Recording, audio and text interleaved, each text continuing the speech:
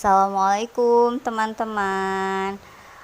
Perkenalkan, nama saya Rohyatul Kirom. Saya adalah peserta Latsar CPNS 2021 yang diselenggarakan PPSDM Regional Bandung. Ini adalah tugas individu saya yang pertama tentang mind map wawasan kebangsaan dan bela negara. Sebelumnya, jangan lupa like dan subscribe ya. Oke, kita mulai penjelasannya. Di sini saya akan membahas tentang wawasan kebangsaan dan bela negara. Ini merupakan konsep yang sangat penting karena kita dihadapkan pada fenomena globalisasi dan tribalisasi, yang mana globalisasi ini akan menyatukan dunia dalam sebuah kesatuan yang menyeluruh tanpa batas. Sedangkan tribalisasi ini adalah gerakan terkait pada otonomi yang berlebihan. Nah, dengan adanya fenomena tersebut, penting bagi kita untuk dapat lebih memperdalam wawasan kebangsaan dan bela negara. Oke, sekarang kita jelaskan dulu wawasan kebangsaan itu apa.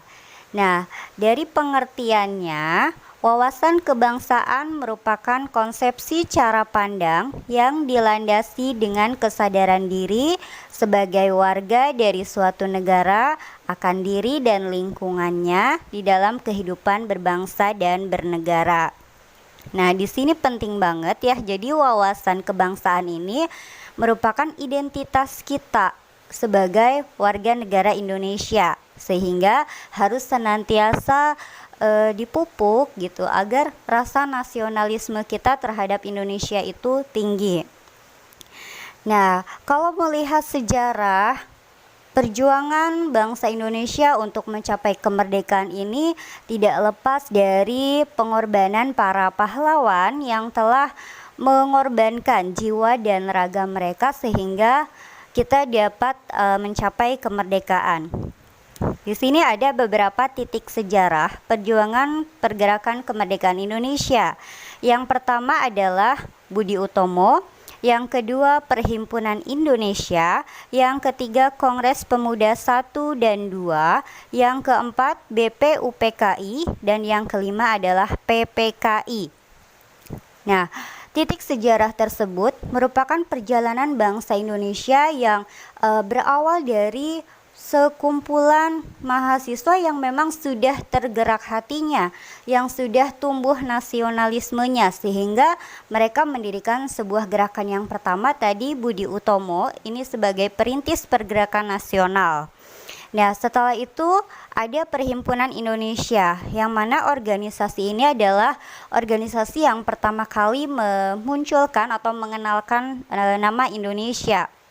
Yang ketiga adalah Kongres Pemuda 1 dan 2.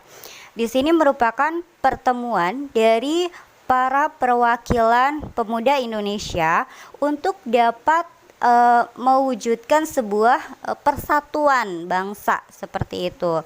Nah, selanjutnya yang keempat adalah BPUPKI. Nah, BPUPKI ini merupakan sebuah badan atau organisasi yang dibentuk oleh Jepang untuk dapat mempersiapkan kemerdekaan Indonesia. Namun setelah itu karena adanya ketidakpuasan dari masyarakat Indonesia karena BPUPKI itu terlalu luas cakupannya, akhirnya dibentuklah PPKI. Jadi lebih mengerucut gitu ya sebagai organisasi yang dapat mendirikan sebuah negara. Selanjutnya adalah konsensus dasar negara Indonesia. Di sini konsensus dasar Indonesia itu ada 4. Yang pertama adalah Pancasila, yang kedua Undang-Undang Dasar 1945, yang ketiga Bhinneka Tunggal Ika, dan yang keempat adalah Negara Kesatuan Republik Indonesia. Jadi, 4 konsensus dasar ini merupakan hal-hal yang fundamental bagi negara Indonesia, yang mana di dalamnya itu merupakan landasan ideologis, dasar dari segala sumber hukum, landasan bagi masyarakat Indonesia untuk dapat menjalin hubungan dengan masyarakat yang majemuk, lalu memiliki wadah yaitu Negara Kesatuan Republik Indonesia. Nah, untuk selanjutnya di sini ada wujud konsistensi dari bangsa itu sendiri ya, di mana kita memiliki bendera, bahasa, lambang negara, dan lagu kebangsaan. Ya, untuk selanjutnya kita masuk ke materi bela negara.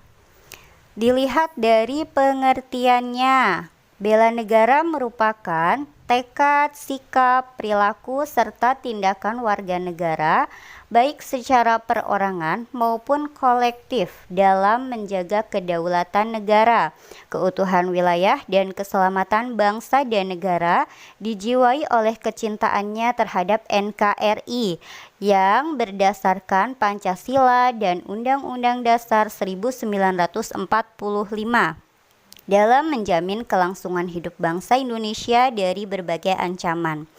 Jadi yang namanya bela negara ini pun harus dipupuk, karena yang namanya sebuah negara itu akan senantiasa dihadapkan pada ancaman disintegritas bangsa, seperti itu. Nah, nilai dasar bela negara itu sendiri ada 5. Yang pertama adalah cinta tanah air, sadar berbangsa dan bernegara, setia pada Pancasila sebagai ideologi negara, rela berkorban untuk bangsa dan negara, dan kemampuan awal bela negara. Nah, kelima dasar bela negara tersebut harus bisa menjadi nilai dasar para ASN, sehingga ASN itu mampu untuk menjalankan fungsinya dengan baik ya. Yang pertama sebagai pelayan publik, sebagai pelaksana kebijakan publik, dan sebagai pemersatu bangsa. Ya, demikian penjelasan saya tentang wawasan kebangsaan dan bela negara. Mohon maaf apabila ada kekurangan. Semoga ilmunya bermanfaat. Wassalamualaikum warahmatullahi wabarakatuh.